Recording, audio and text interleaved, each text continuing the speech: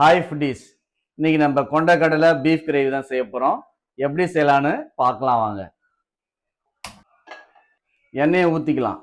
பூவு, பட்டை, கல்பாசி, ஒரு பிரிஞ்சி இலை, நறுக்கின பெரிய வெங்காயம் 1, நறுக்கின தக்காளி 2, கல்லுப்பு தேவையான அளவு, குழம்புத்தூள் 3 ஸ்பூன், மிளகாய்த்தூள் 1 spoon, garam masala 1/2 spoon, 1/2 kg beef, 1/2 cup ஊற வச்ச கொண்ட கடலை, தேவையான அளவு தண்ணி, பீஃப் சாஃப்டா இருக்கிறதுக்கு ஒரு சின்ன சைஸ் கொட்டாங்குச்சி.